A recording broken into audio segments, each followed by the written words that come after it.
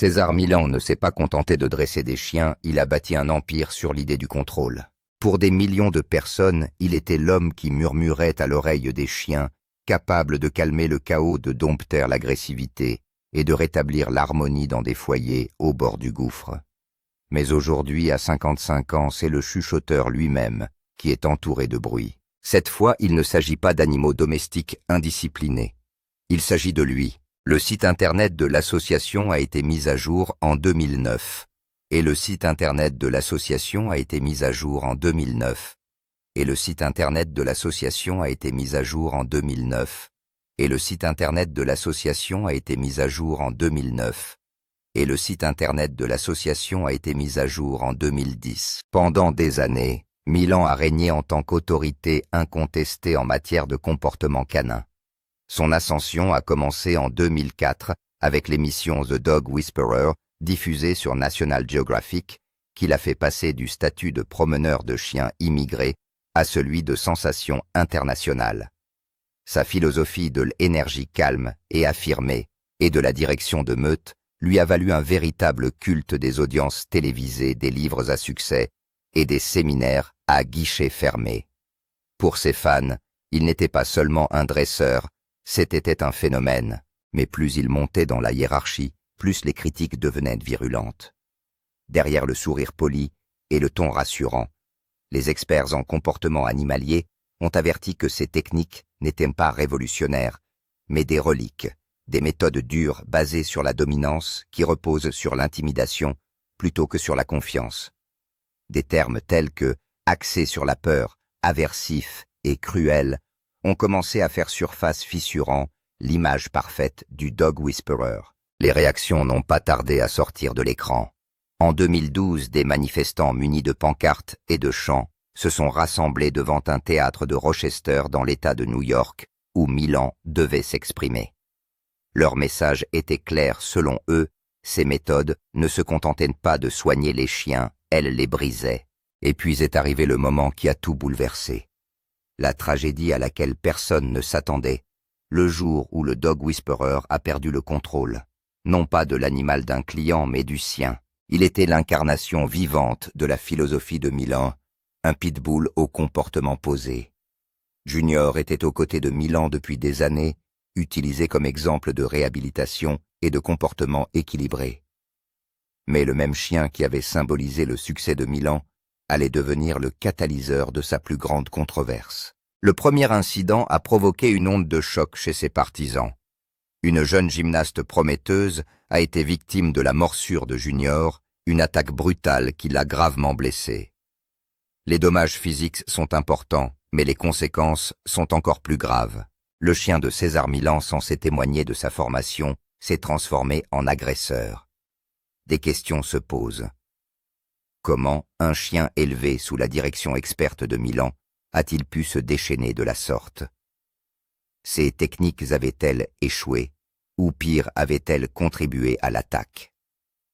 L'incident a immédiatement suscité des réactions négatives. Les partisans qui ont longtemps défendu les méthodes de Millan se sont retrouvés à remettre en question leur foi en sa philosophie. De leur côté, les détracteurs de Millan ont saisi l'occasion pour réaffirmer leurs inquiétudes quant à son style de dressage. Des discussions ont éclaté sur les médias sociaux dans les communautés de dressage de chiens et même dans les médias grand public, tous disséquant ce qui avait mal tourné. Millan avait-il mal évalué le tempérament de Junior? Les techniques qu'il défendait basées sur la domination et la soumission avaient-elles joué un rôle dans cette agression inattendue? Avant que la poussière ne retombe, une autre allégation dévastatrice est apparue. Cette fois, la victime était un animal de compagnie bien-aimé, le chien de Queen Latifah. Des informations ont fait surface selon lesquelles Junior avait déchiqueté et tué l'animal de compagnie de la célèbre chanteuse, ce qui a déclenché une tempête dans les médias. Queen Latifah était une personnalité très en vue, et l'implication de son nom dans un tel scandale n'a fait qu'amplifier la controverse. L'empire de Millan, autrefois invincible, se fissure visiblement sous le poids de ces incidents. L'homme qui murmurait à l'oreille des chiens semblait avoir perdu le contrôle de sa propre meute. Ces révélations ont fait des vagues dans le monde du spectacle et dans celui du dressage des animaux. Pendant des années, Milan a bâti sa réputation sur l'idée qu'il pouvait réhabiliter n'importe quel chien aussi agressif ou instable soit-il. Pourtant, les principes mêmes qu'il défendait sont aujourd'hui remis en question de la manière la plus publique qui soit. Si Junior pouvait être impliqué dans des incidents aussi violents, qu'est-ce que cela disait de l'efficacité de sa philosophie d'entraînement, un héritage brisé? La suite n'a été rien de moins que catastrophique. Ces incidents ont relancé le débat sur les méthodes de dressage de Milan avec une intensité nouvelle. Ses partisans se sont empressés de prendre sa défense, affirmant qu'il s'agissait d'incidents isolés, tragiques, mais rares. Ils ont fait valoir que Milan avait réhabilité des milliers de chiens agressifs, transformant leur vie et donnant de l'espoir à leurs propriétaires, alors que personne d'autre ne pouvait le faire. Pour eux, les réactions négatives étaient exagérées, alimentées par des extrémistes de la défense des animaux qui attendaient un moment comme celui-ci pour bondir. Mais les critiques ont vu les choses différemment. Pour eux, ces attaques n'étaient pas le fruit du hasard, mais la preuve flagrante que la philosophie de Milan était erronée. Ils ont souligné que le véritable dressage de chiens fondé sur la science se concentre sur le renforcement positif plutôt que sur la dominance et la punition. L'idée même qu'un chien élevé par Milan puisse attaquer aussi violemment était à leurs yeux la preuve de tout ce qu'ils dénonçaient depuis des années. Alors que l'opinion publique se fissurait, Milan lui restait inébranlable. Il a continué à défendre ses méthodes s'appuyant sur les principes qui ont construit son empire. Pourtant, la tache sur son héritage était indéniable. L'homme qui murmurait à l'oreille des chiens était passé du statut de chef de meute vénéré à celui d'une figure embourbée dans la controverse, un homme dont le nom suscitait désormais autant de débats que d'admiration. La tragédie de l'homme qui murmurait à l'oreille des chiens ne concernait plus seulement les techniques de dressage. Elle était devenue un conte d'avertissement sur les dangers d'une autorité incontrôlée, les risques de philosophie dépassée et les conséquences de la croyance que même les plus puissants d'entre nous sont à l'abri de l'échec. Comment l'homme qui murmure à l'oreille des chiens a débuté? Le parcours de César Millan dans le monde de l'éducation canine n'a pas commencé dans une salle de classe ou sous la direction de comportementalistes renommés. Il a commencé dans les rues de Mexico, où il était connu sous le nom d'El Perrero, l'homme aux chiens. Dès l'enfance, Millan avait une étrange capacité à comprendre les chiens et à interagir avec eux, ce qui lui a valu une réputation de naturel. Déterminé à faire de sa passion une carrière, il a franchi la frontière des États-Unis, avec pour seul bagage un rêve et une compréhension instinctive du comportement canin. Il a commencé au bas de l'échelle, en travaillant comme toiletteur et maître chien, mais ses compétences n'ont pas tardé à attirer l'attention de l'élite hollywoodienne. Avec des clients prestigieux comme le cinéaste Ridley Scott qui chante ses louanges, la réputation de Millan monte en flèche. Il a rapidement fondé une académie canine, se positionnant comme l'expert de référence pour la réhabilitation des chiens agressifs. En 2004, le National Geographic l'a remarqué. L'émission Dog Whisperer with César Millan a été diffusée pour la première fois le 13 septembre et est immédiatement devenue un phénomène culturel. Les téléspectateurs ont été captivés par sa capacité apparemment sans effort à transformer les animaux de compagnie les plus turbulents en compagnons obéissants. Son premier livre, César's Way, est devenu un best-seller consolidant son statut de gourou des chiens. D'autres émissions ont suivi notamment César Millan's Leader of the Pack, César 911 et César Millan's Dog Nation. César Millan a bâti un empire, mais son influence grandit en même temps que la surveillance. Au cœur de la philosophie de César Millan se trouve une idée centrale. Les chiens sont des animaux de meute, et chaque foyer a besoin d'un leader alpha fort. Selon lui, la clé d'un chien bien élevé ne réside pas seulement dans l'amour et les friandises, mais aussi dans l'établissement de la domination et le maintien d'une énergie calme et affirmée. Selon lui, un chien qui reconnaît son maître comme le chef sera plus obéissant, plus équilibré et mieux adapté. Sans cette structure, les chiens peuvent devenir anxieux, désobéissants, voire agressifs. Millan insiste sur le fait que de nombreux problèmes de comportement sont dus à l'énergie refoulée. Sans exercice suffisant, les chiens peuvent développer des habitudes destructrices, telles qu'aboyer mâcher ou creuser de manière excessive. Des promenades, des courses et des séances de jeu régulières permettent d'évacuer le surplus d'énergie et de maintenir le chien en bonne santé mentale et physique. Cet aspect de son dressage est largement accepté, car presque tous les dresseurs de chiens s'accordent à dire que l'exercice est un besoin fondamental pour tout chien. Selon Milan, les chiens s'épanouissent dans un environnement structuré où ils comprennent leur rôle au sein de la meute. Cela signifie qu'il faut appliquer des règles claires concernant l'endroit où ils peuvent dormir, la façon dont ils interagissent avec les humains et les comportements acceptables. Sans ces limites, prévient-il, les chiens peuvent essayer d'assumer eux-mêmes un rôle de leader, ce qui entraîne des problèmes tels que l'agression ou un comportement de garde excessif. Les détracteurs de Milan affirment cependant que les recherches modernes suggèrent que les chiens ne fonctionnent pas réellement selon des hiérarchies de meute rigides telles que décrites par Milan, du moins pas dans un cadre domestique. Il indique également que si l'affection est importante, elle doit intervenir au bon moment, après que le chien a fait preuve d'un comportement calme et obéissant. Il estime que le fait de couvrir constamment un chien d'amour en particulier, lorsqu'il se comporte mal, renforce les comportements indésirables. Sa philosophie suggère que les propriétaires devraient récompenser les bons comportements par de l'affection, plutôt que de l'utiliser comme réponse par défaut. Si cette idée a du mérite dans le cadre d'une formation structurée, certains critiques affirment qu'elle favorise une relation trop rigide et transactionnelle avec les animaux de compagnie, au lieu d'encourager un lien fondé sur la confiance mutuelle. Milan lui-même ne s'est pas excusé, rejetant les inquiétudes comme de la sensiblerie. Les gens humanisent les chiens, a-t-il déclaré lors d'une interview en 2009. À partir de là, ils pratiquent la psychologie humaine sur un chien. Et lorsqu'ils veulent vraiment que le chien les écoute, le chien ne le fera pas parce que ce n'est pas son état d'esprit. Ses méthodes les plus controversées, les coups de doigt dans l'abdomen, les roulades alpha forcées et l'utilisation de colliers étrangleurs ont suscité l'indignation. Il y a des gens qui regardent l'émission qui n'ont pas de chien et ils se disent que ce qui est dit à propos de l'énergie de la philosophie de l'action, c'est qu'on peut l'appliquer à l'homme. Pour ses partisans, ces techniques étaient des outils nécessaires à la rééducation. Pour ses détracteurs, elles étaient cruelles et inutiles. Le débat est vif, mais l'homme qui murmure à l'oreille des chiens reste au sommet, jusqu'à ce que la controverse devienne impossible à ignorer.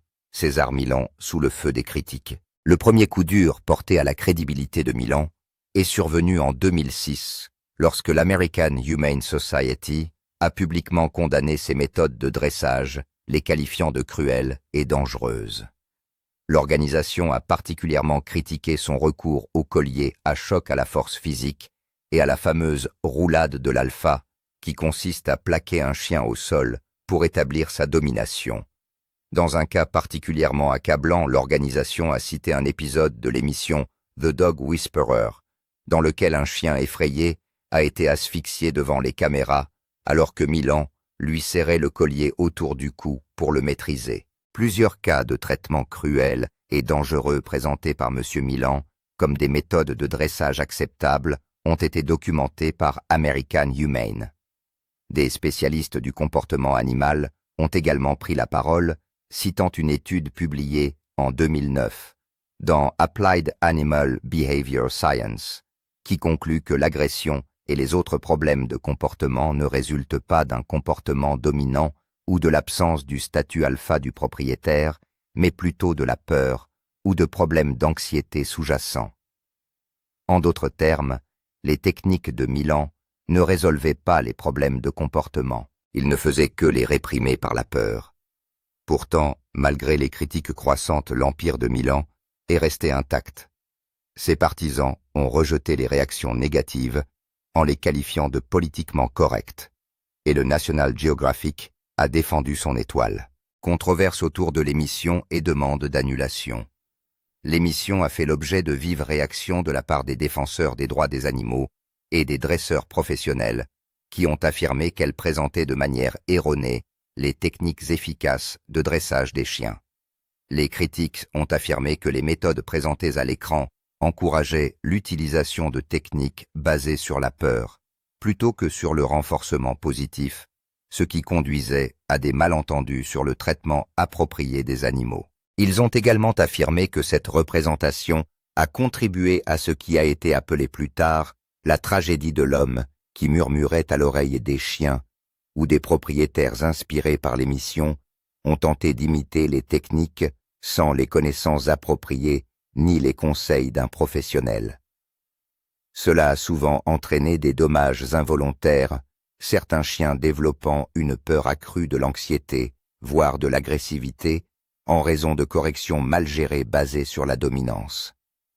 La controverse a mis en lumière les dangers des méthodes de dressage simplifiées à l'extrême et adaptées à la télévision, qui ne mettent pas l'accent sur l'importance d'une expertise appropriée et d'une évaluation individuelle du comportement du chien. En conséquence, des groupes d'activistes ont fait pression sur la chaîne de télévision pour qu'elle annule complètement l'émission, affirmant que la poursuite de sa diffusion perpétuerait des idéologies de dressage trompeuses et dépassées.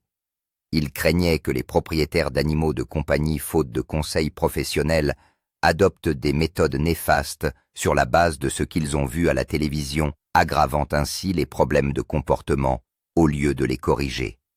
Les critiques ont affirmé que l'influence de l'émission allait au-delà du divertissement, façonnant les perceptions du public sur le comportement des chiens d'une manière qui contredit la recherche scientifique moderne. Certaines organisations ont même lancé des pétitions et des campagnes de sensibilisation exhortant les réseaux à promouvoir plutôt des méthodes de dressage plus éthiques et fondées sur la science.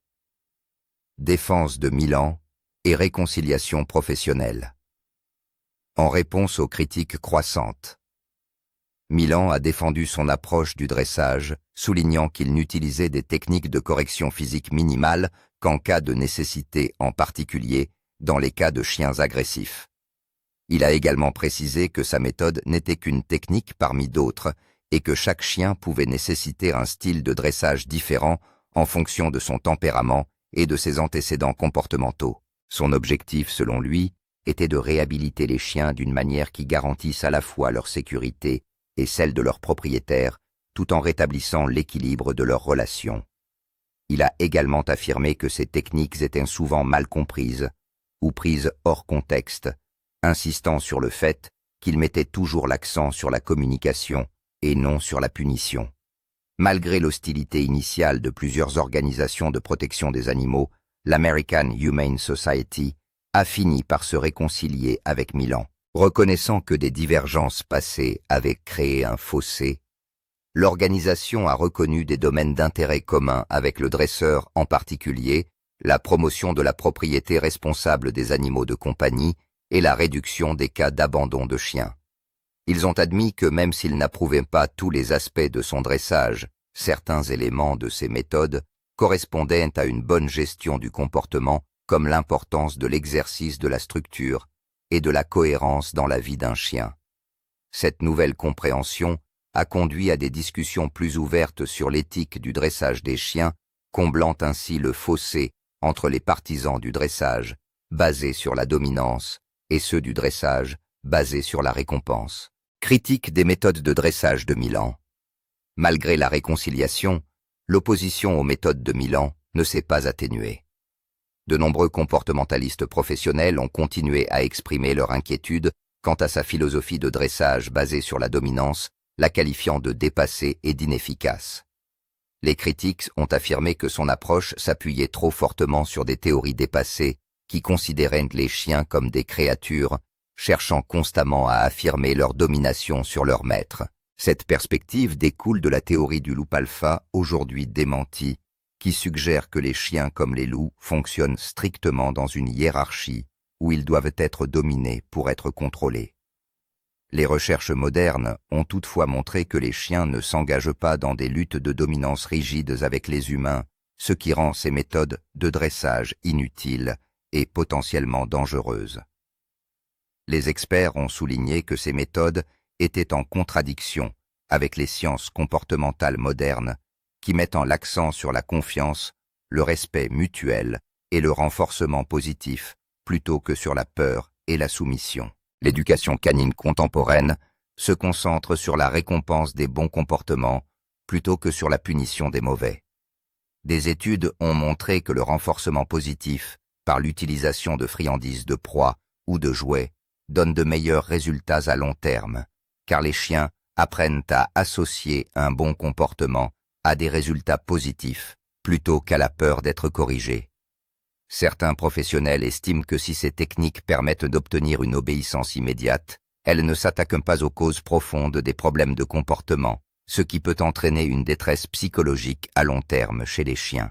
Si les techniques de Milan permettent souvent d'obtenir une obéissance rapide, les experts estiment qu'elles suppriment principalement les comportements indésirables au lieu de s'attaquer aux problèmes sous-jacents tels que l'anxiété, la peur ou le manque de socialisation.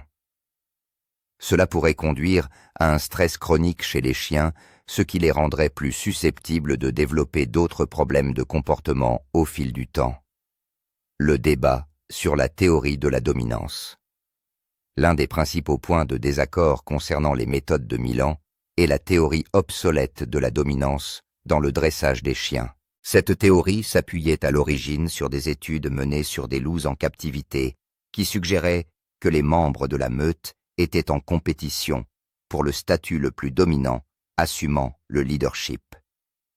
Ces résultats ont conduit à la croyance que les chiens domestiques fonctionnaient selon des structures hiérarchiques similaires, obligeant les propriétaires à affirmer leur domination sur leur animal de compagnie pour en garder le contrôle.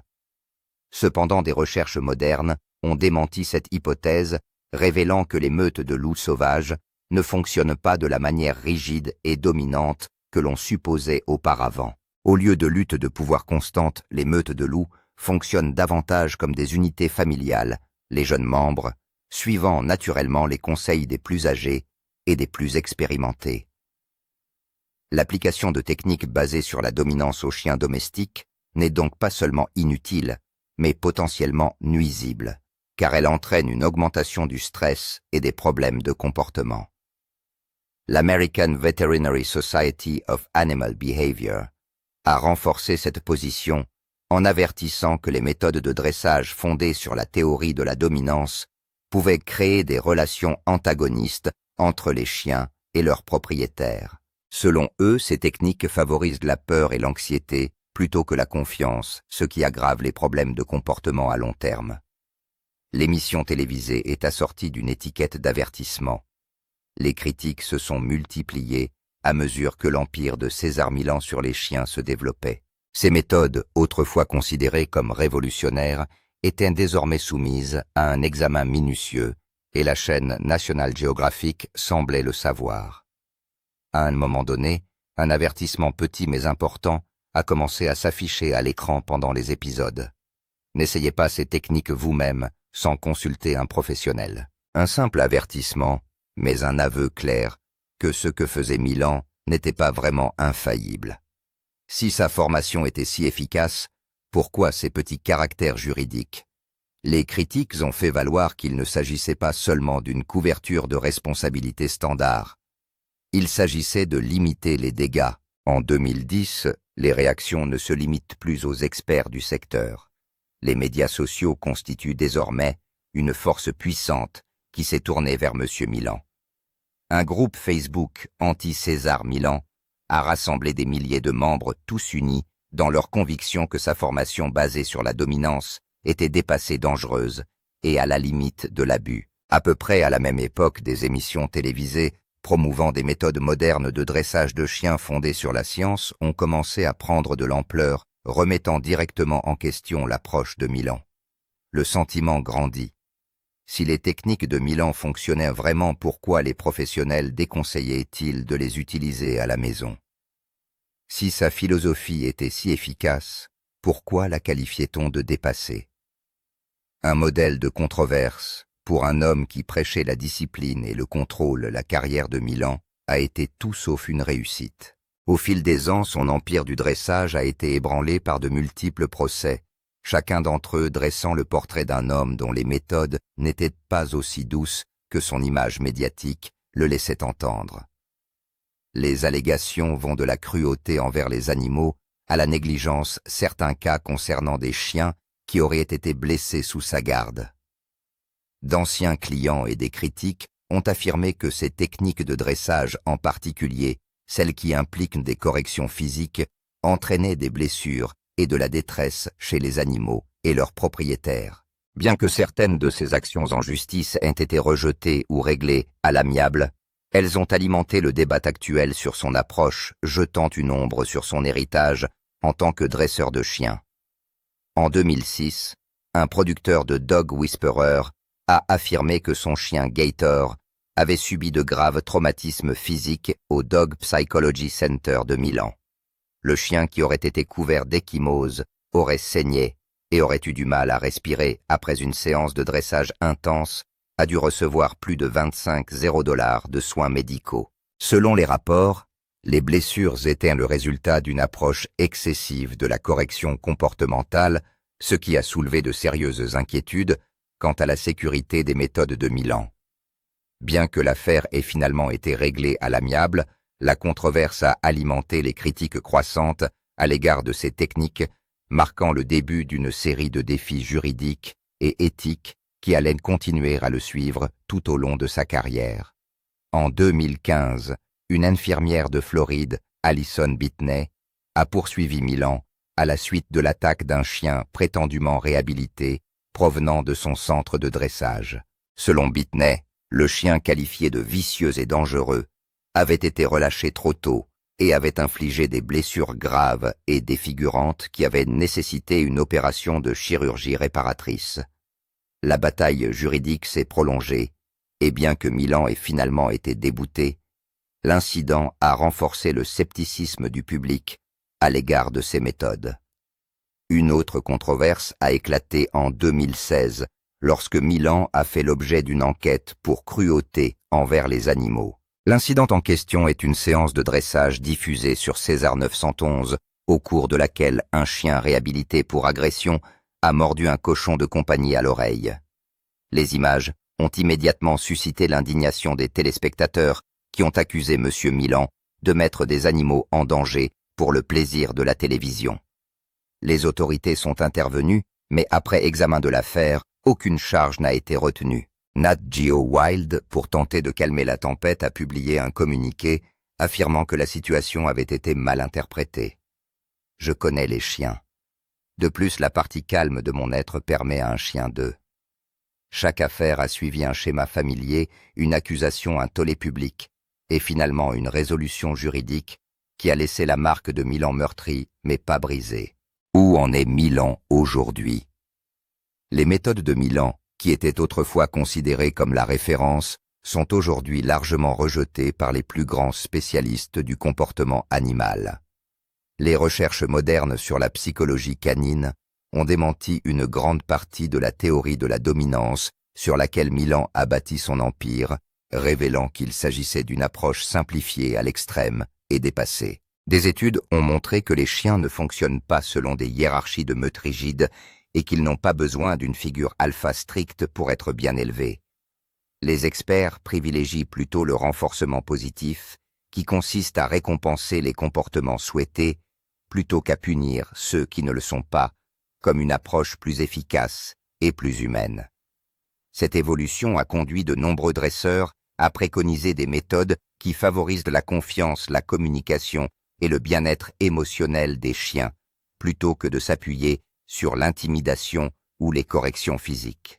Pourtant, malgré le nombre croissant de preuves contre ces techniques, Milan reste une figure polarisante. Pour certains, il reste l'homme qui murmure à l'oreille des chiens, l'homme qui peut transformer une bête indisciplinée en un compagnon discipliné grâce à sa confiance et à son contrôle. Ses fans affirment que ses réussites parlent d'elles-mêmes, prouvant que ces méthodes, aussi controversées soient-elles, donnent des résultats. Pour d'autres, il est une relique d'une philosophie de formation dépassée, plus showman qu'expert, dont les techniques reposent sur le spectacle plutôt que sur la science. Ils le considèrent comme quelqu'un qui a capitalisé sur des mythes basés sur la dominance, en promouvant un récit que les recherches modernes sur le comportement ont depuis longtemps réfuté. Le débat autour de César Millan porte sur la nature même de la façon dont les humains comprennent et éduquent leurs animaux de compagnie. Son héritage met en lumière le fossé qui sépare les méthodes de dressage traditionnelles, fondées sur la force de l'approche moderne, fondée sur la science du renforcement positif. Alors que la psychologie canine continue d'évoluer, la question demeure.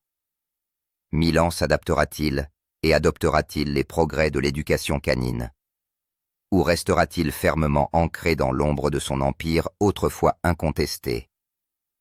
César Millan est le personnage par excellence que l'on aime ou que l'on déteste dans le monde de l'éducation canine.